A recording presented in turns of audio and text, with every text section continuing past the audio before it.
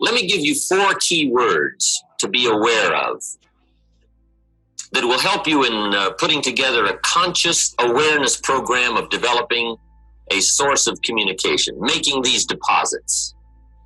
See, when you talk, you want a verbal check that'll cash. When you speak, you want to speak from something that's there, an awareness that's there, a feeling that's there. And to create this foundation or this reservoir or this deposit or this account from which you can talk, let me give you 4 words that will help you to do that. Here's the first one. Develop an interest. The first word is interest. Develop an interest in 2 primary things, life and people. If you're interested in life, see, right away, daily, weekly, monthly, you're going to be gathering up information and impressions and awareness, more so than someone who is not that interested. Most people want to make it, but they don't have that interest, that keen interest in what's going on around them.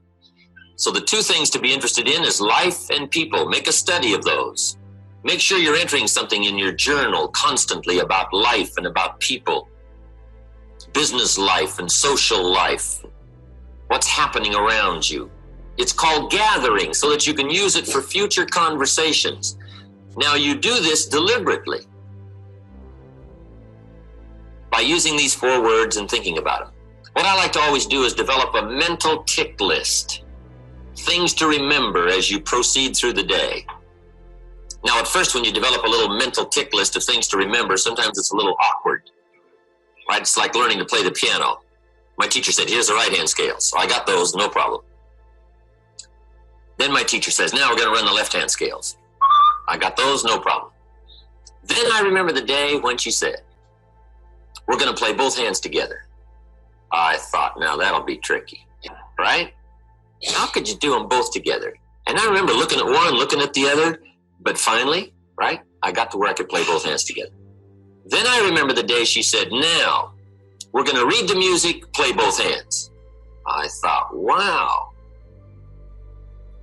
how would you do that, right? And I'm looking at the music, looking at my hands, right? But finally I got that going. Then I remember the day she said, now we're going to watch the audience play the music, read the music, play both hands. I thought, now, how could you possibly do that? Right? But sure enough, I finally got to where I could watch the audience, read the music, and play both hands. Right?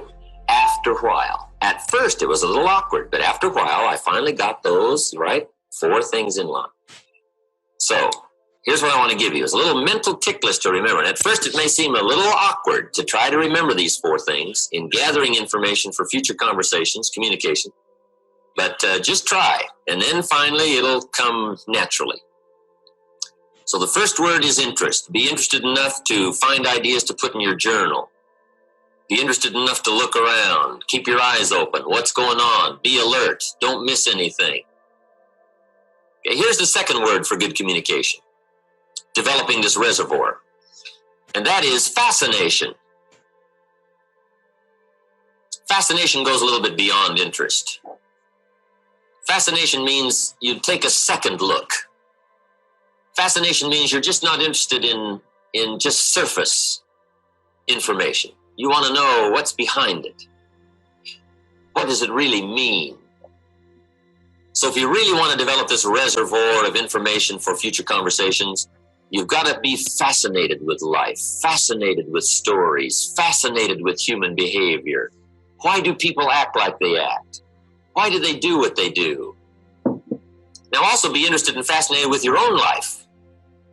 How come I act like I act? Why do I always do this? Why do I feel this way? See, that kind of fascination will start helping you to gather up the information for good communication. Fascinated. Here's the third word, and this is a good one. Sensitivity. Develop a sensitivity to life and people. Let what's happening during the day touch you. Let it affect you. Develop a sensitivity to both tragedy and success, both the highs and the lows of life. a sensitivity to people's feelings, a sensitivity to the complexity of life as well as the simplicity of life. How people are different and yet so much the same. Sensitivity to people's beliefs, the way they look at things. Here's a good phrase: let life touch you. Don't let it kill you, but let it touch you. Be sensitive. When Judy and I were married, I'll never forget, we got back from Europe. One time we were staying at the Waldorf Astoria in New York. It was about Christmas time. I don't know, the 20th of December, something like that.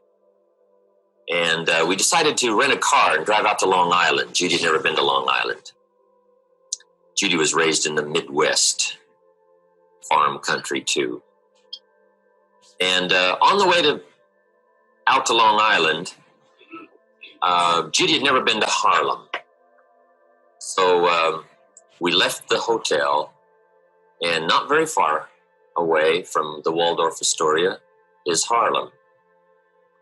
I will never forget the look on Judy's face as we drove through Harlem. Incredible.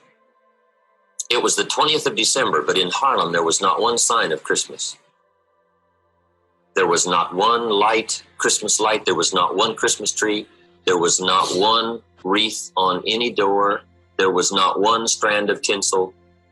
And yet a few blocks away on Fifth Avenue and Park Avenue in New York and Rockefeller Center, there's the big blazing Christmas tree, and the ice skaters are skating, and the chestnuts are roasting, and the shops are full of clothes, and the shoppers are shopping, and there's this feeling of wealth and affluence. And a few blocks away is Harlem. Incredible. Judy talked about that experience for a long time after that, the impact it made on Harlem, and the incredible contrast in people's lives, from the wealthy to the poor, from the advantaged to the disadvantaged. It really affected her. But see, you want to be affected by life. Let it touch you. Let it reach you. When I lived in Northern California, 2 or 3 times a year, I would go to San Francisco, the Tenderloin district. Down at what's known as the bottom of the world. Just go spend a day and see what it's like on the other side of life. Walk the streets where the lonely walk and talk to them. Find out their stories. Go eat where they eat. Visit with them for a while. It's an incredible experience. Because I was raised fairly well, I've never had any tragedy in my life, so I really don't know what it's like. But it's good to have a view and a look. You don't have to go live in poverty, but you got to be aware of it. You got to know about it. You got to be sensitive to it.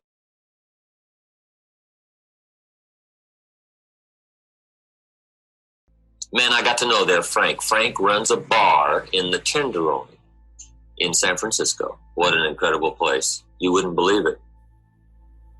Frank sees more tragedy in a week than most people see in a lifetime. I'm visiting with him there one day. He said, Jim, see that lady sitting over there at the bar? I said, yes. He said, that's Cookie. He said, how old do you think she is? I said, I don't know. She looks about 45. He said, she's 25. I said, wow. Cookie used to be a go-go dancer. And she developed some kind of bone disease and had all these operations. Now she's got the bolts and the pins and so on trying to hold her together, and she can hardly walk. And he said, Cookie comes in here 3 or 4 times a week and sits right there. And she's also got a little boy, 5 years old. He's dying of leukemia. And said, Cookie comes here and drinks till she can't drink anymore. And usually I have to call a cab and have somebody come take her home. Cookie. The story really got to me.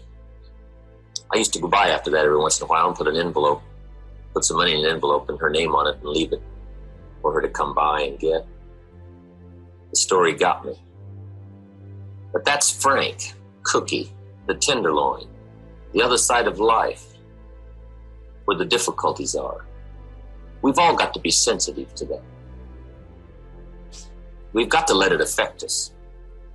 As you let all of life affect you, so it affects your conversation. so it affects your communication. So people have this incredible sense that there's a great deal about you and your sensitivity and your interest and your fascination with life that makes life uniquely worthwhile for you. And I'll tell you what, it'll show up in your conversation. It'll show up in your feelings. It'll show up in your ability to reach people. Sensitivity. Don't be afraid of it. Use it. Develop it. Now here's the fourth word, knowledge.